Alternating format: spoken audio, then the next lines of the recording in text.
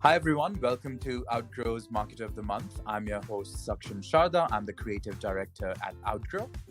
And for this month, we're going to interview Terry Tateossian, who is the founding partner at SocialFix, which is a digital marketing agency based in New Jersey. Hello, Terry. Hi, how are you? Thank you for I having me. am very great to have you here. I'm doing really well. So we're going to start with a rapid fire round just to break the ice. Try to keep your answers to one word or one sentence only. And here's Ooh, the first question. All right. How long does it take you to get ready in the mornings? it really depends if I'm in quarantine or not, but about 15 minutes. Okay. How many hours of sleep can you survive on? Mm, 4. Okay. Neil Patel or Gary Vaynerchuk? Ooh. Neil Patel, Okay. The biggest mistake of your career? starting an agency, Okay. Uh, giving presents or getting presents? giving presents. Okay. How many cups of coffee do you drink per day? 2, Okay. The most valuable skill you've learned in your life? listening, Mhm. Fill in the blank. An upcoming marketing trend is blank. texting. Mhm. Your favorite Tiger King character? I have not watched Tiger King. Okay. All right. That's the end of the rapid fire round. Let's go on to the bigger questions now. Why did you start SocialFix? And how did you come up with the name SocialFix? As we know, this is the biggest mistake to starting a digital agency, but tell us more about it. Yes. So it actually just kind of evolved from being in the technical field. Initially, I have a computer science degree from university and then ended up working in the IT field for about 7 years at one of the largest law firms in the world. And, just like everything else, life changes. You end up having a baby. I ended up having a baby, commuted for too many hours a day and ended up kind of starting on my own from home, utilizing whatever skill sets that I had, and that's how the agency was born. It actually became Social Fix a little bit later. It was originally a different company name, and we had started building of all things, a social networking platform before Facebook was even in existence. So at that time, the biggest social networking platform was Friendster. So Mhm. we had started kind of building something similar to that involved a bit more social networking features than Friendster had, and we were going to call it Social Fix, and just kind of evolved from there into an agency. A lot of people wanted to know, how are you guys doing it? How can you help us? And it just kind of changed. Interesting. So, how does a social network become a digital marketing agency? Like, what was the process by which you guys ended up doing that? Just organically, it just changed. People really liked the work that we were doing for our own platform, which eventually we ended up retiring. And from there, we had built another platform for lead referral networking. It was called Quote City. And, people really liked it. They ended up being very interested in the skill sets that it took to actually build something like that, from the Hmm. creative side of it to the engineering side to the technical side. And they started we started getting business to actually do that for other people. And over time, it grew into an agency of about 40 people right now that includes a technical department, a video department, a content department, and a marketing department. I see. Interesting. And what year was this that you had this social network? Because if I were to think of like the time you're talking about, it's when a lot of social networks are trying to become Facebook, and a lot of them are unable to, like Google Plus, which just disappeared after a while. It was 2004. Yeah, yeah. Because Facebook wasn't around then, was it? No, it came around. Correct. Yeah, just later. Yeah. Okay, interesting. All right. So you were in the middle of that whole rush for getting the social network. Interesting. Okay, so the next question is, what do you think is the most important to keep in mind when creating a social media strategy to generate quality leads? So the right approach, I mean, it really varies depending on who your audience is, where they like to congregate, where they get together, where they consume their content. But generally, for quality leads, um, you know, our approach is to look at what does your audience need. So what are they looking for that you can help them with? What kind of content or skill set or approach or strategy can you provide to them that they can use to better their own lives? And based Mm, on that, you will gain followers. And from the followers and from the awareness that you generate about yourself, you can generate a lot of quality leads. So always try to give people something first, especially on social channels, before you ask for anything back. Because ultimately, a lead is something that you're selling. You're selling your audience, them giving you their information, right? So mhm, anytime somebody lands on your website, for example, you're pitching and you're asking them, well, can I have your email address? That's a payment mhm, form in a sense.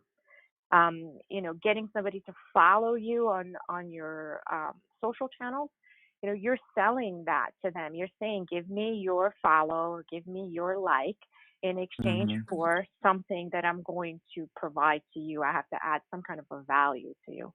So it's always with that in mind. No, yeah, I completely agree because even at Outgrow, it's kind of the similar because everything is, well, we try to tell our clients that everything kind of has to be locked behind a lead generation, but you will only generate a lead if you're providing a value of some sort. And nowadays, there's so much information, there's so much competition in general to get that lead, to get someone's email, that unless you're actually providing something of real value, it's just the person's just not going to follow you back, or like give you the email. And like one of the examples, because you mentioned lawyers and it's been like stuck in my head since the beginning, was that there are a lot of lawyers websites, and most of them have like a contact me kind of call to action, and that's not really very appealing if you have so many to go through. So instead, if someone had like a simple quiz or like a recommendation that says, see how much I can save you in legal fees, that's actually providing a concrete value, that would be a much more valuable thing for someone to like give the lead for. So that's an interesting way of putting it. Yeah. Yeah, absolutely. I mean, in some sense, you're always negotiating or you're always selling something in every interaction. And at the end of the day, we want people to have a positive interaction with the brand or with the website or whatever the company or service provider it is, so that even if they don't necessarily need what you have today, they've had a positive experience. You Hmm. continuously provide value to them over time, and eventually you will see that growth kind of magnify for the business and for the brand. Yeah, so they just enter the marketing funnel and they might not convert today, but eventually one day they would be in that funnel because they kind of subscribe to you. So yeah, completely agree. The next question is, when it comes to paid ad campaigns, do you think it's a science or an art? How do you go about creating a successful paid campaign? That's a great question. So, from my experience, it's a bit of both, Mm-hmm. right? So, it depends on what industry and what market you're entering. So, for example, if you are in an established market and there's plenty of data benchmarks. You could have comparative information that you can look at other lookalike brands and see, what they have been able to achieve, what some of their data looks like. It's more of a science. So, when you're deciding what uh, keyword terms or what campaigns will convert the best or what words you want to use in a campaign, there's a process that you can follow that relies on data, and then you go through an iterative process to achieve the best result possible over time.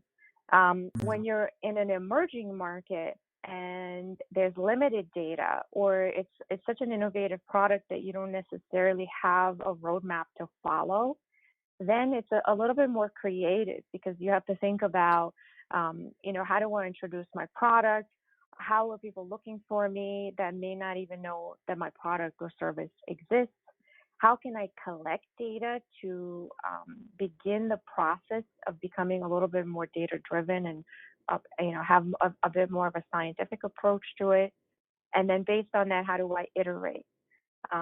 But just like a gambler at a blackjack table, you always want to make sure that your odds are at least slightly in your favor, or that you have a chance in winning before you even start the process. Okay, that's a nice analogy. Okay, so how important do you think it is to be interactive and engage with your audience or potential customers? So we live in a world where experiences drive all of our interactions. Mm, People are, starving for a connection. They want to belong to something. They want to be part of a higher cause. Everything we do to interact with our customers, our fans, our audience is just another step to strengthening that bond and the relationship and going deeper into the funnel. So the deeper you get into the funnel, the more likely you are to get to a conversion point. So, from my perspective, it's imperative that we're interactive. However, um, there's a lot of brands out there that are going overboard, I feel like. They need to be careful and make sure that they're being authentic and transparent. They need to engage on a level that's agreeable to their audience without losing their trust or diluting their own message. So, mm. it's important to have and to note that not all products and not all brands need to be so deeply connected in the lives of their users. So, being aware of the role that you have in the minds of your audience is also a good guide on how hard you should try to be important, in quotes, in their lives as well.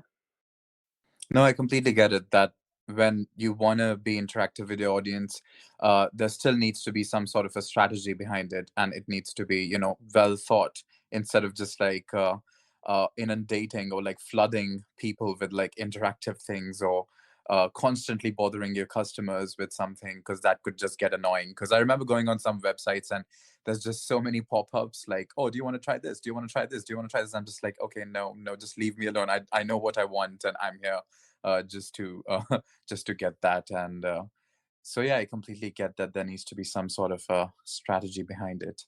All right, so the next Hmm. question is, what are the top three underrated social media platforms according to you? Underrated. Yeah.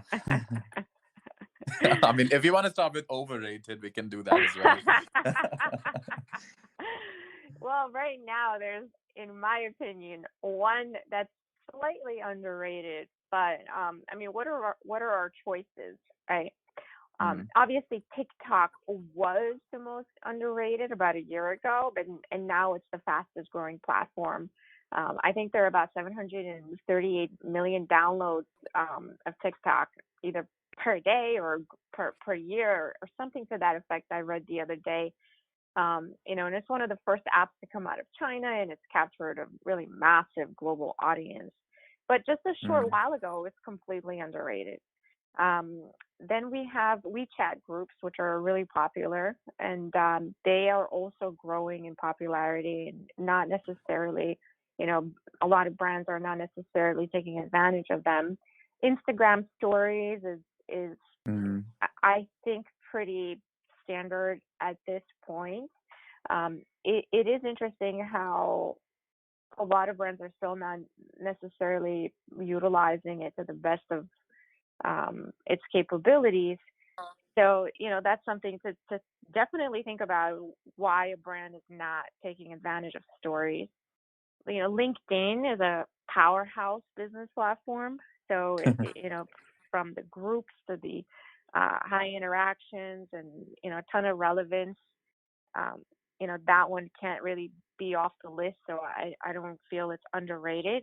The thing that I feel that is happening under the current right now, under the Mm, surface, is that there's actually a shift to move away from these traditional social media platforms, because a lot of brands and a lot of users are getting the feeling that some of their algorithmic changes and the demotion or the censoring of certain type of content is actually working against the platform, and people are looking for other ways to connect to each other that is not censored.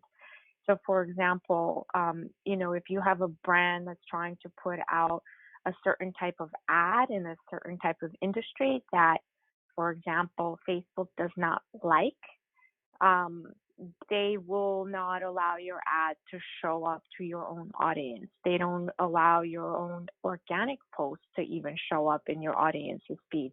And these are people that have already liked your page and they want your mm, content. Um, so they're making it hard for people to reach their own followers. So a lot of mm, activity has been shifting away to direct text messaging platforms. Like, for example, Easy Texting is a platform that is opt-in marketing, and they are on par to grow exponentially in the next 5 years or so. I mean, so some of the research that's out there that has looked into this is that a lot of customers prefer to communicate over text messaging with a particular business. And not necessarily all businesses are providing this service. But if you really want to know what's trending, I always say look at the two P's: look at porn and look at the political arena, and you will know what's going on. Well, that's totally true though, because if one were to look at like similar web, or if you look at like the biggest traffic generators, it is politics and porn. You're completely right. And I guess porn is pretty much at the forefront of technology because that is the most visited websites, one of the most visited websites on the planet. I think, yeah. Okay. But there was something else that you had said. Yes, Facebook. I did read, like, I think this was last year, maybe 2 years ago, that Facebook said that it's consciously going to limit how much you see from business pages. So if I am just a Facebook user, I'm not going to see so much from even business pages that I've liked to subscribe, because they don't want business posts reaching me. They just want my friends' posts reaching me. So you're right. So it then that then it follows that business is going to move away from core social media into the new things like you're talking about, like the text platforms. I actually never heard of any text platform before, but now I'm going to keep my eyes out for them. All right. And have you mentioned TikTok earlier? Have you actually advertised? Has your agency advertised on TikTok for any client? Yeah, so a lot of the TikTok activity that we actually do is through influencers. Um, Mm, it's it's a much different feeling on TikTok than on Instagram, and just from looking at it from an organic perspective of how the interactions are occurring, it's a lot more heavy duty interaction. Your content is not as censored, and a lot more people are engaging with it, which is really ironic because it's a Chinese company. So yeah. Which I think, like, at this point makes sense now that we're seeing the rise of China. There's gonna be a lot of Chinese companies dominating the market, just as there was back in the days of Mark Zuckerberg, which these are still his days, but I mean like 2004. Yeah, mhm. okay. I was going to say, I actually saw an advertisement for, was it Volkswagen that recently made, because Volkswagen had put some advertisements on TikTok where they were actually playing with the patterns that people tend to replicate on TikTok to create an advertisement. So that was a creative thing that I saw. But anyway, the next question is, what are do you want to talk about the overrated social media platforms, or are we just going to include Facebook in that? Because we already talked about how it's not working that well nowadays. Yeah, I mean, Facebook has, I think, the most number of users or the most signed up Mm, users. Whether they're active or inactive, is a good question. But they are definitely overrated. I've personally watched it degrade over the years, where we were getting phenomenal engagement on ads on Facebook. We were getting a great cost per click. Um, it made a lot of sense. The impressions were there, and now it's just completely declined. So I'm not really sure if it's because people are no longer paying attention, or it's because the ads are being demoted or censored in some way. mm. That's really a question for Facebook, but I have seen that happen in real time, where they were the preferred platform, and now it's almost like an eye roll. Hmm. Just having to get your ad approved is a bit of a nuisance. So. Yeah, and one would just like in most cases put ads on Insta stories via Facebook because Facebook owns Instagram. But yeah, for core Facebook marketing, I'm not so sure. But like small businesses do still have, business pages because I guess it's easy to just make one and take bookings from Facebook directly because now they have this widget that allows you to do that. So yeah. Okay, Mhm. but it is a pretty much of a stagnant thing. And also what they did with the cryptocurrency Libra, which I think was quite the talk of the town for like 2 months, and then people started withdrawing like the partnerships that Facebook had made with like, I don't know, a couple of big companies. They started withdrawing. They're like, we don't want Libra, blah blah blah. So yeah, okay. So Facebook, we're gonna put in overrated for now. Yeah, I mean, whatever even happened to Libra, right? It was the hottest thing to talk about 6 months ago, and now there's not anything about it. I guess they just pulled out of it. Um, Yeah, I think I heard Stripe said one of like I did hear like a lot of big companies saying we are pulling out of Libra. Like Stripe said we will not be accepting Libra. Initially, Stripe said they would, but then they said we won't be accepting it anymore. So and then that just started a whole thing, and now no one talks about it. So right, right. okay, so the next question is: a lot has been said about influencer marketing. Do you think it works? Yeah, so the short answer, absolutely. It does work, but the long and more complicated answer is, it really depends on the influencer. So there's a lot of questions to ask, and if you're looking to pay someone to do influencer marketing, or you're looking to engage with an influencer, there's a lot of questions to ask beforehand and a lot of data to analyze. So some of the questions are, how was the audience built? Mm, Were any followers purchased? What is the engagement rate on content produced by the influencer? And then the big kahuna question is, how are you going to measure a result? Now, even if you're looking at the static data that's currently published on an influencer's feed, it does not mean that it's accurate, because you can purchase followers, and you can purchase mhm, likes, and you can purchase views and impressions. The trick is to follow an influencer over a period of time and see how their audience grows. That's ultimately what's going to tell you whether it's an actual a real audience, because everybody has bots and everybody has fake accounts following them. You can't really help that, but you want to know over time, what is the percentage of that breakdown? How many mhm, of the 100, let's say 100 influencers that you have, how many of them are fake? How many of them are real? And then based on the real number, what is the real engagement rate? So if you have 10 real followers and 10 of them are engaging with you, that's a great engagement rate. But ultimately, it's kind of like a black box. You don't know what you're getting into until you try it out and look at it real time. and you spend enough time with a particular influencer to see if they're driving a result. That's true. And is there nowhere on the internet where one can check a fake follow account? Because I thought there were some websites where you could just like for Twitter, you can definitely do that, I think. I don't know about Instagram. Yes, except that they are scraping their data, so it's not necessarily even accurate, and you don't Hmm. know what the historical trend actually look like. So you don't know at what point did they gain massive amounts of influencers. Were they real? Was there a particular event that took place that generated these followers, or were they purchased?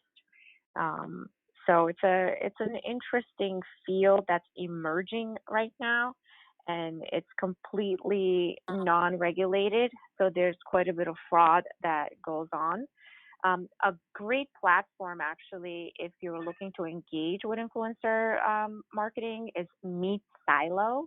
It's MEETSYLO.com. And they Hmm. actually validate the data and let the brand know what is real and what could potentially be fake. Okay. All right. Meet Silo. Okay. The next question is, well, this is the final question. What are your top three tips for creating a brand strategy that is able to break free of the clutter that we see around nowadays? That's a great question. It's a very important question as well. And I feel like my number one item is the market. So to me, I always say the market is king. You know, people say content is king, this is king, that's king, whatever. But ultimately, the market is going to determine whether there's a need for the product or the service that you're offering. So, like, I'll give you an example: telemedicine, right? So Mm-hmm. telemedicine was an emerging field. There was quite a bit of chatter about it last year. You know, there's some advancements that are occurring, but there's no actual mass adoption of the technology in scale. Mm. What happens in March? You know, everyone is all of a sudden interested in telemedicine, and it's become widely used. Everybody talks about it. That's the first thing they think about if they have an earache or, you know, some kind of a rash or something like that where they're trying to avoid the hospital. So it was instantaneously adopted by the market based on the conditions that are occurring in real time. And it solves Mhm. a challenge and people will pay for it. So that's number one. The second thing is identifying your audience and your audience persona, right? So, who is the market that you're looking to target? Do they need a problem solved and are they willing to pay for it? How are you talking to those people and where are you reaching them? So that's the second tip of getting that accurately done. And then the third is your competitors, right? So and partners. Are there competitors out there that could be in partnership with you to launch a product, or are they going to look to squash your innovation, or would they Mhm. be potential buyers of your innovation? So, how Mhm. can you leverage your relationships that you have out there? How can you develop new relationships, and can you work together in partnerships? Okay, those are really three really interesting examples because now that I think about it, even on our software, there was a huge spike. Well, related to what you said about the telehealth, is because people were avoiding hospitals, and hospitals were also consciously, trying to keep the people whose cases could be solved in their houses, like whatever mild symptoms, not the coronavirus symptoms, but regarding other things if they could be solved in their house, then they would just want them to do it in their house. So we had a lot of interest from clinics and everyone who wanted to put up on their website interactive content that would just ask you a couple of questions and determine whether you actually had a particular disease or something, or whether you were just like, whether they were just mild symptoms of something else. So that's interesting. Those three tips were also really interesting.